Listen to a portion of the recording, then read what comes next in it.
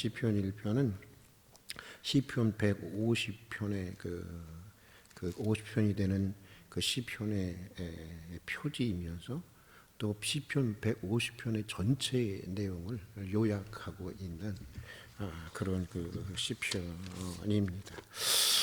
계매년 새해 여러분의 인생과 가정과 가업에 하나님의 풍성하신 은혜와 축복이 함께 할 수 있기를 기원합니다. 보통 새해가 되면 우리는 조금 전에 했던 것처럼 새해 복 많이 받으세요라고 하는 인사로 서로의 덕담을 주고받게 됩니다. 그런데 이러한 우리 민족의 새해 인사는 매우 성서적인 인사입니다. 성경에 의하면 사람은 복을 받기 위해서 하나님의 지음을 받았고 또 복의 근원이 되고 축복의 통로가 되기 위해서 하나님의 자녀로 부름을 받은 존재이기 때문입니다. 그러므로 사람이 하나님이 원하시는 사람답게 살아가기 위해서는 별거 없어요. 하나님의 은혜를 받아야 하는 것입니다. 하나님의 축복을 받아야 하는 것인데, 여러분, 복이라고 하는 것이 그렇습니다. 복이라고 해서 다 같은 복이 아닙니다. 물질적인 복이 있는가 하면 보다 영적인 복이 있습니다. 세상 살아갈 동안 잠시 필요한 복이 있는가 하면 또 영혼을 살아가는데 필요한 복이 있습니다. 우리 조상들은 오복이라고 해서 부명예, 장수, 건강 그리고 자선의 복을 말해 왔습니다.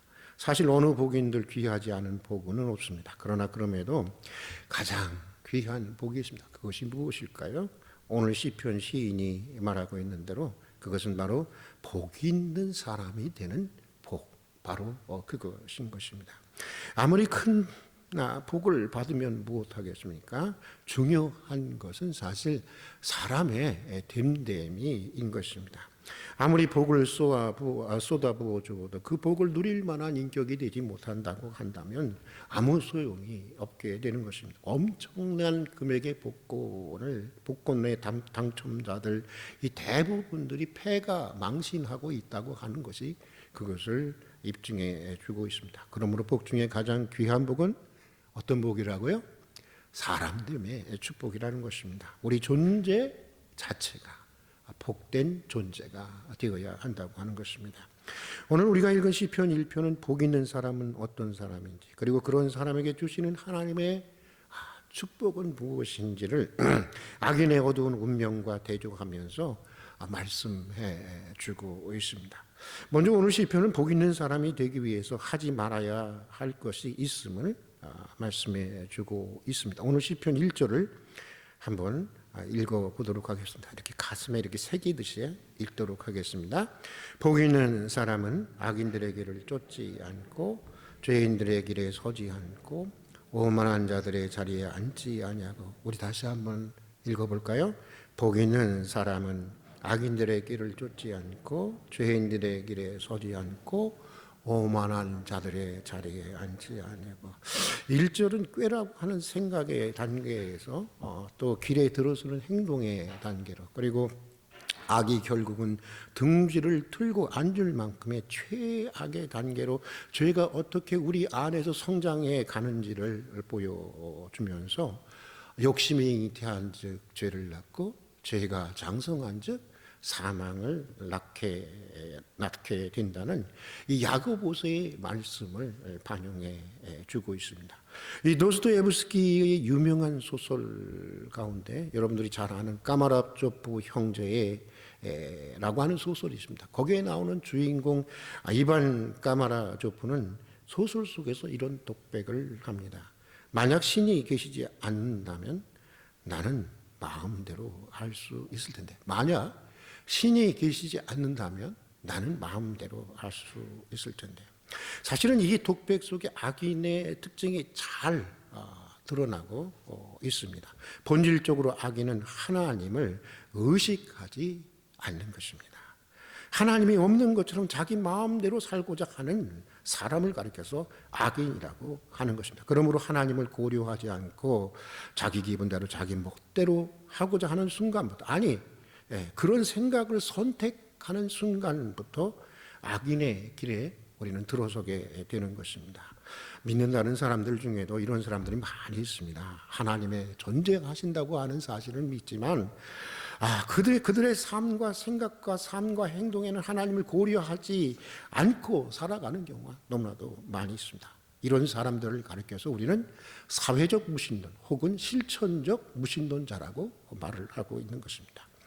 그런데 이 사람들은 외부적인 권력에 의해서 특정한 삶을 강제당하던 이 타율적인 삶에 대해서 매우 혐오해 왔습니다. 그러면서 신을 믿는 믿음 대신에 인간의 이성이 기준이 되는 그런 자율적 삶을 절대적인 진리라고 추구하면서 살아가고 있습니다. 그래서 현대인들은 자유를 절대적인 것으로 신봉하지만 사실 성경적으로 생각해 보면 이것 역시 근본적으로 악인의 생각입니다. 성경은 자율과 타율을 넘어서는 신율적인 삶을 말하고 있기 때문입니다.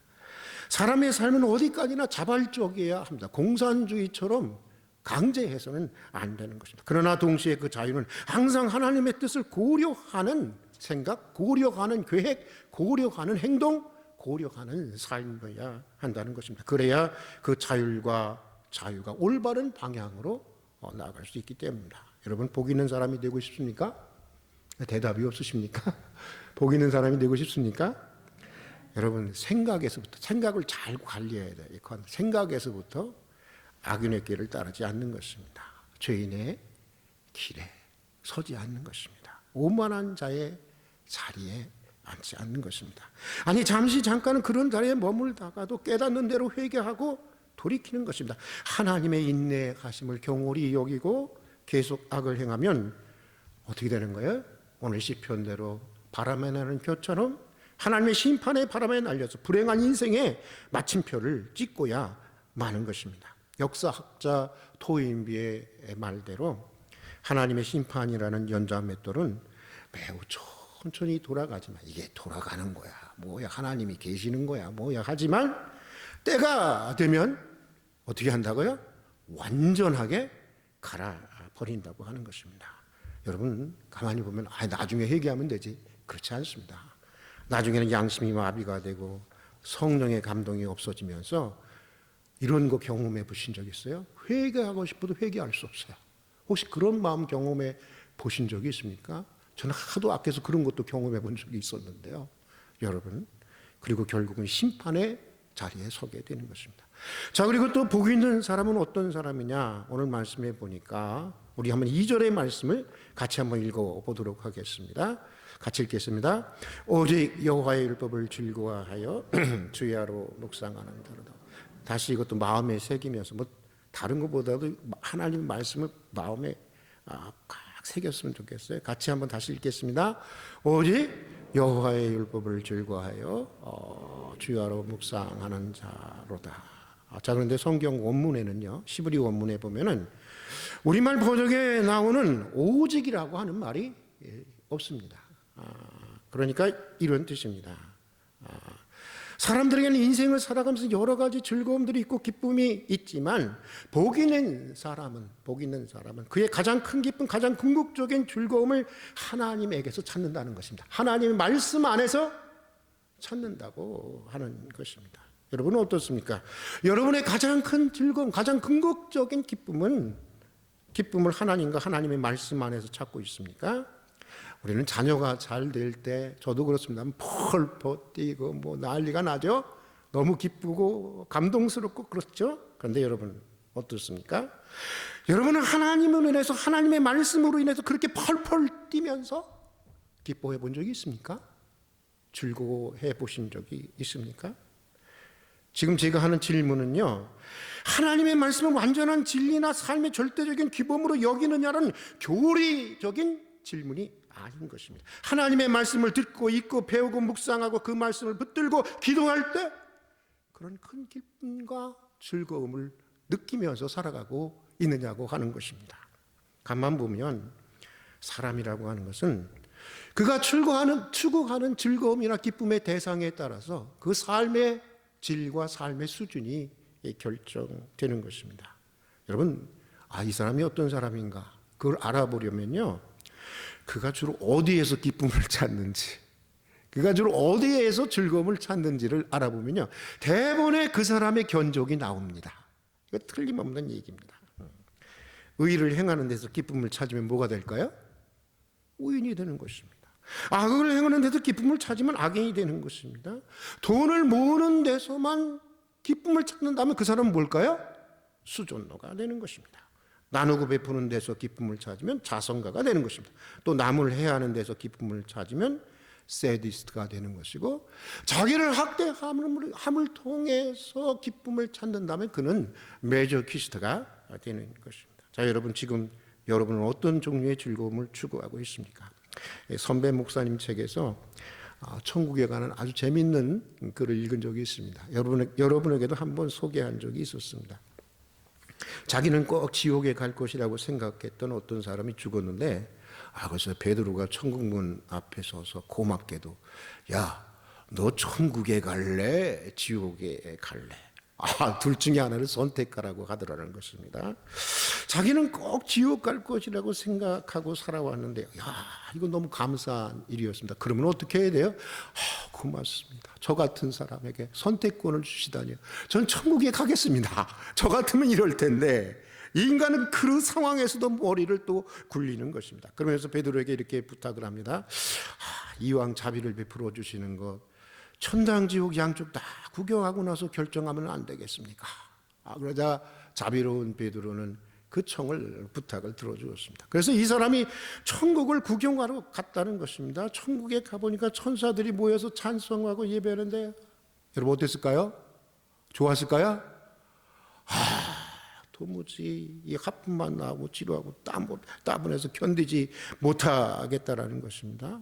그래서 이번에는 지옥에 갔더니, 이거 눈사롱에다가 카바레에다가 자기가 세상에서 즐기던 모든 것들이 그야말로 다 있더라는 것입니다. 그래서 베드로에게 나는 지옥에 가겠다고 했다는 것입니다. 그래서 그의 선택대로 지옥에 가게 되었는데, 글쎄 막상 지옥에 가보니까 아까 자기가 보던 그 지옥이 아니더라고 하는 것입니다. 천사의 인도를 따라 깊은 동굴 속으로 들어갔는데, 자기가 들어간 곳에는 용암이 펄펄 끓고 있더라고 하는 것입니다.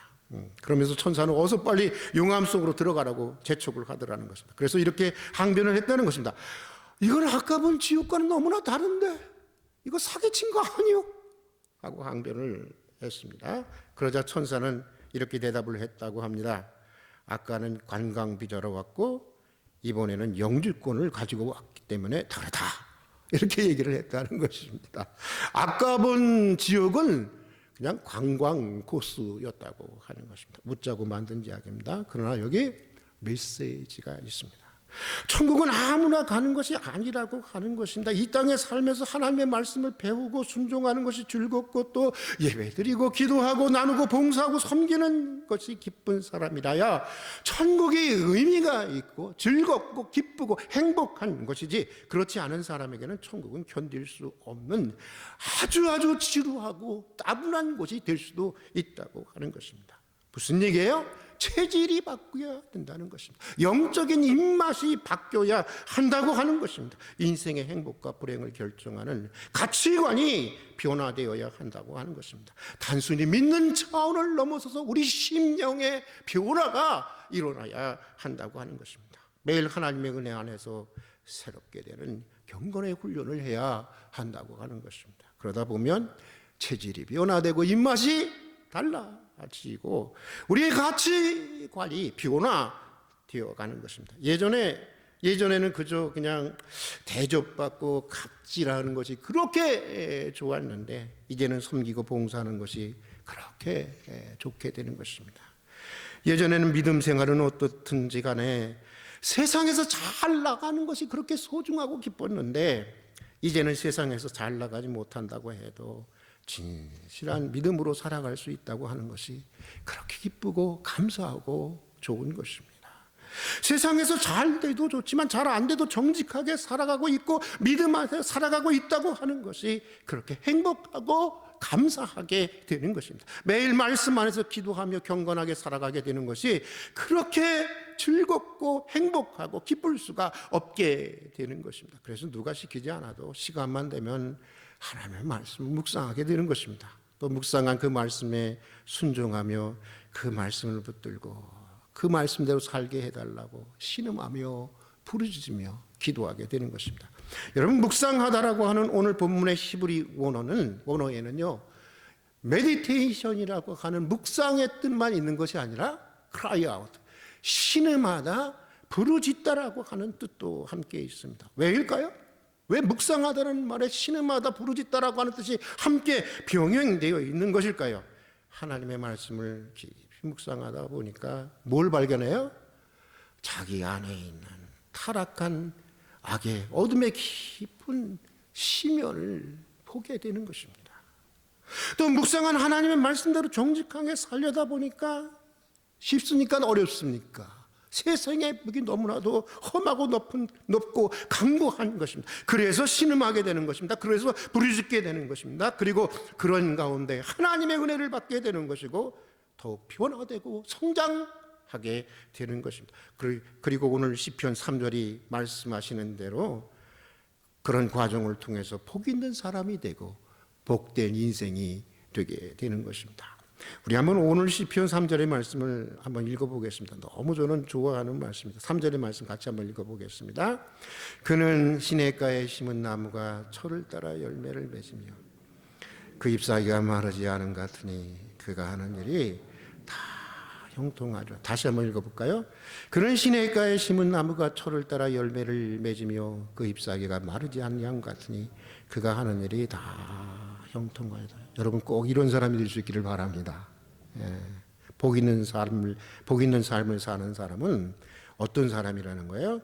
마치 시냇가에 심기운 나무와 같은 그런 복을 받는다라고 하는 것입니다. 그런데 우리말 번역에는 시냇물이라고 하는 것이 단수로 되어 있지만 시브리 원문에 보면 이 시냇물이 복수로 나오고 있는 것을 보게 됩니다. 그러니까 하나의 시냇물이 아니라고 하는 것입니다. 여러 개의 시내가 흐르고 그 사이에 심기운 나무와 같다는 것입니다. 누가? 복 있는 사람은 그렇다고 하는 것입니다. 무슨 말이냐? 아무리 가물어도 그러니까 아무리 열악한 상황에서도 그래서 시냇물 한두 개가 다 말라버리는 것 같은 그런 환난의 때에도 복 있는 사람은 하나님이 위로부터 주시는 비옥한 생명력으로 그것을 극복하고 인생의 철마다 풍성한 결실을 하는 나무와 같은 인생이 되게 된다고 하는 것입니다. 여러분, 나무만 철을 따라 열매를 맺어야 하는 것이 아닙니다. 인생에도 철이 있습니다. 유년의 때가 있고 또 뭐가 있죠? 그 다음에 또 청년의 때가 있고 그 다음에 장년의 때가 있고 그 다음에는 노년의 때가 있습니다. 그리고 사실은 그때마다 맺어야 할 인생의 결실이 있는 것입니다.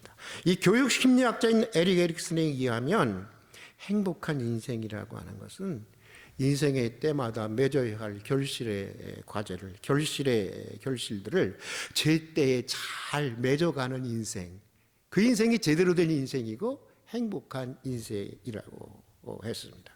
맺지 못하고 넘어가면 그냥 끝나는 것이 아니라 그것이 계속해서 남아서 우리의 인생의 크고 작은 계속적인 트러블을 일으키게 된다고 하는 것입니다. 그러나 오늘 시편 시인의 고백대로 복 있는 삶을 살아가는 사람은 인생의 철마다, 인생의 시즌마다 맺어야 할 결실의 과제를 풍성하게 맺게 된다고 하는 것입니다. 또 오늘 보니까 어떻게 된다는 거예요?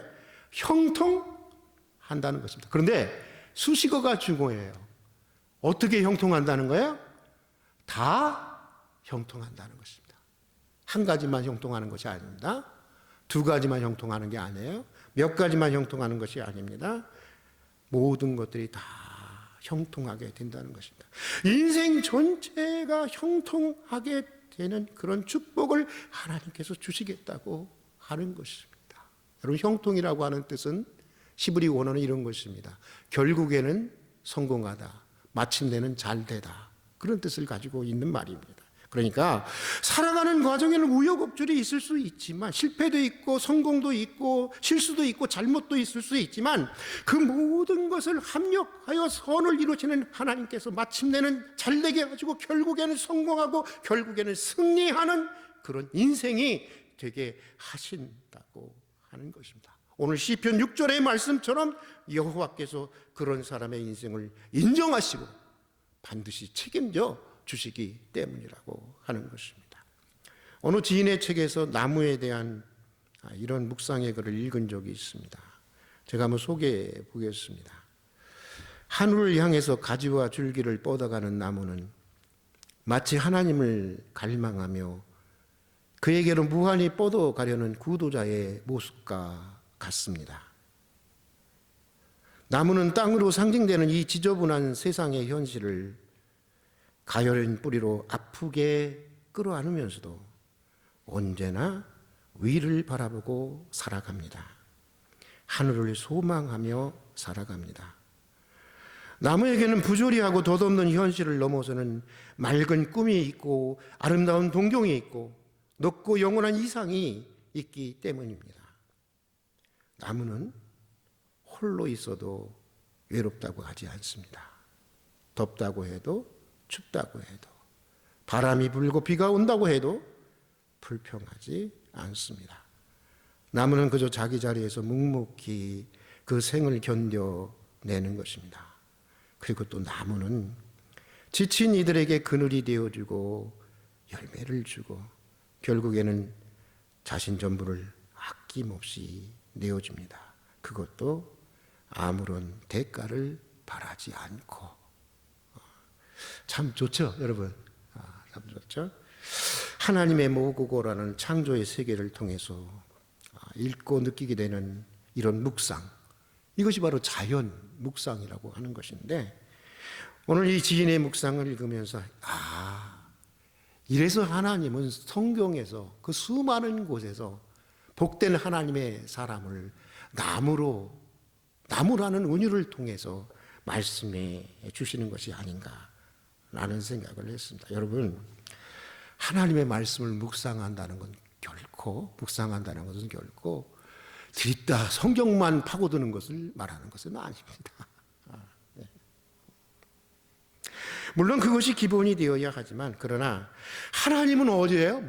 성경 속에만 있는 것이 아니라 모든 것들 속에 계시고 모든 것을 통해서 사실을 말씀하시고 계시하시는 하나님이신 것입니다. 그러므로 우리는 모든 것들 안에서 하나님을 발견하고 모든 것을 통해서 들려주시는, 말씀해 주시는 하나님의 말씀을 들을 줄 알아야 하는 것입니다.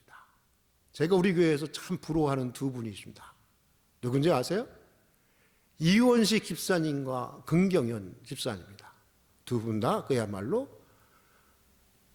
식물과 자연과 대화를 할 줄 아는 농사의 신의 경지에 오르신 분인데, 아마도 성경의 말씀을 통해서 볼 때는 저보다 한참 모르실 분들이라고 생각을 하지만, 그러나 사실 전체적으로 볼 때는 저보다 훨씬 많은 하나님의 창조의 신비, 그리고 이 창조 세계에 대한 경이로움, 그리고 창조 세계를 통해서 들려주시는 하나님의 말씀을 듣고 살아가시는 분이기 때문입니다. 저는 많이 부럽고요, 많이 닮고 싶어요. 올해는 저도 그런 경지까지는 못 올라가도 좀 조금이라도 더 하나님이 이 창조 세계 전체를 통해, 성경만이 아니라 이 창조 세계 전체를 통해서 들려주시는 하나님을 발견하고 느끼고 또 그 말씀을 듣고 싶습니다. 그리고 오늘만이라도 저는 지인처럼 나무를 통해서 들려주시는 복 있는 사람의 이야기를 깊이 묵상해 보고 싶습니다. 여러분, 이제 2024년 새해가 시작되었습니다. 새해 여러분의 가장 간절한 소망이 무엇입니까? 소원이 무엇입니까? 가장 간절한 기도의 제목이 무엇입니까? 가만 보면요, 우리는 무엇을 기도해야 할지 잘 모르고 살아갈 때가 참 많은 것 같아요. 올 한 해는 무엇보다 여러분 복 있는 사람이 될 수 있기를 주의 이름으로 축복합니다. 우리 하나님께서 여러분의 인생을 여러 개의 시냇가들 사이에 심겨진 나무처럼 사시사철 푸르고 생명력이 넘치는, 또 인생의 철마다 맺어야 할 결실을 풍성하게 맺는 인생이 되게 하실 줄로 믿습니다. 지금 고난 속에 살아가시는 분들이 많죠. 어제도 어떤 분이, 우리 교인은 아니지만 저랑 아주 정말 의형제처럼 지내고 있고 세상에서는 부러울 곳이 없는 사람이에요. 우리나라 네 번째 법무법인의 대표이기도 하고, 그런데 집안에 너무나 많은 사람들이 아프고 힘든 가운데 있는데, 그분이 목사님,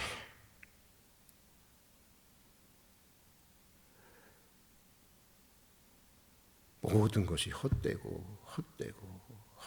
헛되도다라는 전도서의 말씀만이 진리인 것처럼 느껴지는 그런 시간을 보내고 있습니다 라고 저에게 전화가 왔더라고요. 여러분, 아마 우리 교인들 중에 그런 분들 많이 있을 거예요. 지금 비록 고난 속에 있고 비록 지금 눈물 속에 살아가고 있더라도 하나님께서는, 우리가 복 있는 사람이 된다면 하나님께서 모든 것을 합력하여 마침내는 잘 되고 성공하고 반드시 승리하게 하실 줄로 믿습니다. 여러분, 복 있는 사람들이 되십시다. 같이 기도하겠습니다. 복 있는 사람이 되는 새해가 되게 해 주십시오. 복 있는 사람이 되는 것, 그것이 새해 우리의 가장 간절한 소원, 간절한 기도의 제목이 되게 해 주십시오. 은총의 시냇가들 사이에 깊은 믿음의 뿌리를 깊이 내린 나무와 같은 인생, 철마다 맺어야 할 열매를 결실하고 모든 일에 다 형통하는 복 있는 인생, 복 있는 가정이 되게 해 주시옵소서. 예수님 이름으로 기도드립니다. 아멘.